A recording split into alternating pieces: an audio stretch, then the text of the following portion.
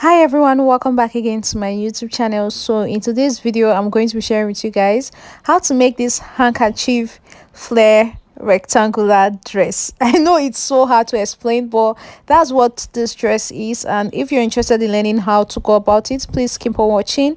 And if you're still yet to subscribe, hit on the subscribe button and let's get started. So guys, to make this dress I'm going to be making use of this 100% African print here, and what I have is about 3 yards of fabric. So if you're going to make yours, you need to have about 3 yards of fabric.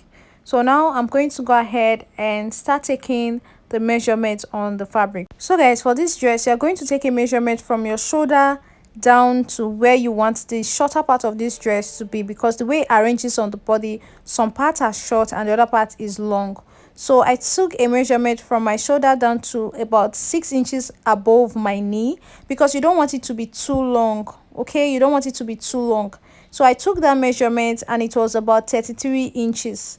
So now, because this dress is going to be having a strap, I removed an extra 6 inches from that 33 inches. So I was now left with 27 inches. So that 27 inches is what I'm going to be using for my measurements here.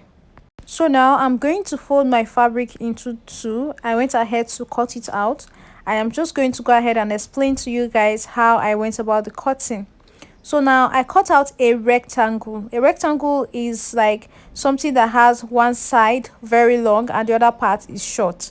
Now remember I said my measurement was 27. So the shorter part is 27, okay?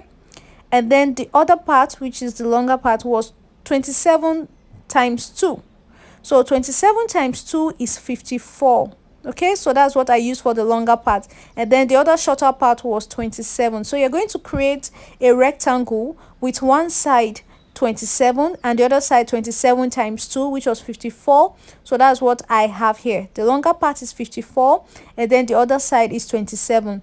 Let's assume that you had 30 inches. It means that the shorter part is going to be 30 and then the longer part is going to be 60. I actually hope that you guys understand this explanation. So now I've cut out my rectangular piece, and I actually cut out two, one for the front and the other one for the back. So you're going to do that as well. Now we're going to determine the neckline on the longer side. So you're going to get the midpoint of the longer side. So from this place here, I'm going to just go ahead and measure to get the middle. So now once you've gotten the middle, the next thing you're going to do is from this middle point here, you are going to measure to both sides. Okay, so now from this point I'm going to measure what I have from my shoulder to underarm. That's from your shoulder to under your armpit. Okay, what I have is 9 inches.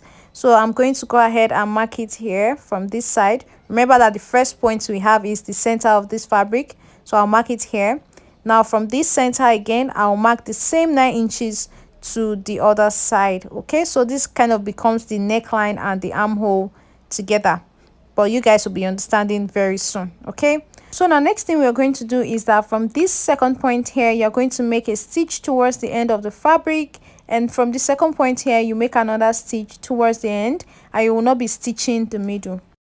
So guys, I've made my stitch from this point to this side and did the same thing on the other side as well. It's very hard for you guys to see this right now because of the nature of my fabric, so I'm just going to open it up here. Let me just turn everything over and open it from the center so that you understand what I mean. So you see I've stitched down the both sides. Now this center here is where I have my opening. So what I'm going to do is to fold in the opening here. So that's why you must make sure that when you're making your stitch, you make it at least half an inch or 3/4 of an inch preferably, so that you have enough to fold the neckline area.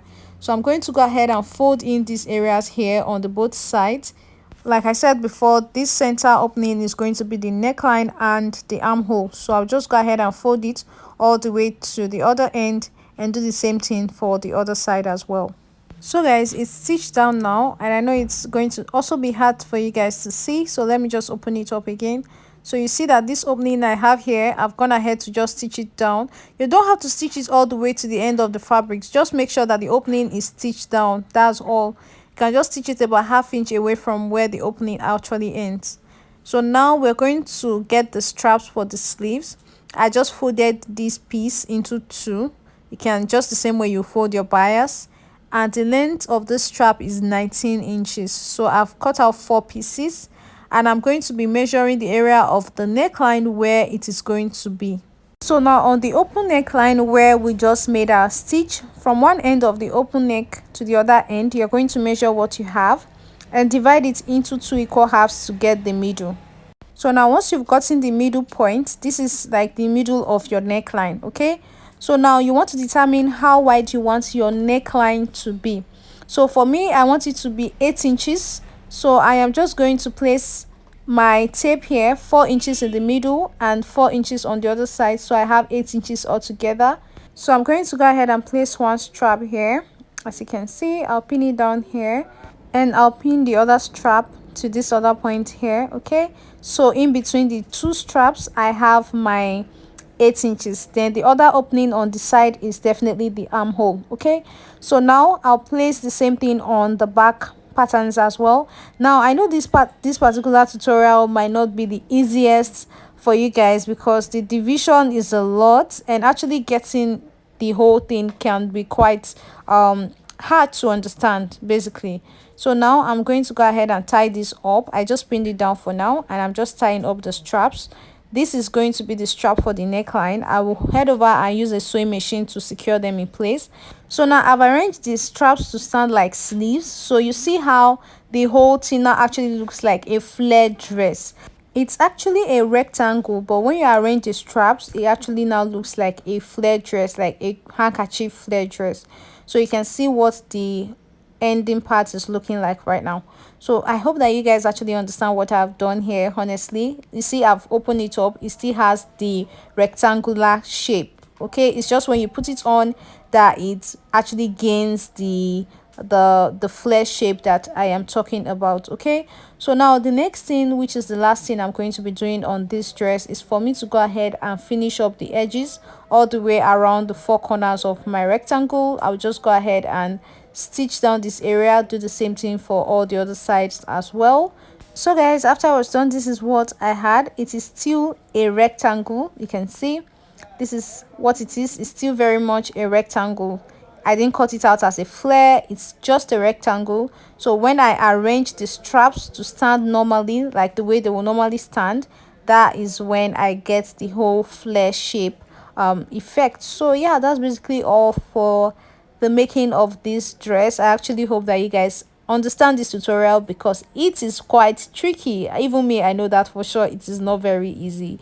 So yeah, thank you so much for watching this one. I hope that you find it helpful. If you are still yet to subscribe to my channel, hit on the subscribe button, and I'll be seeing you guys in my next one. Bye.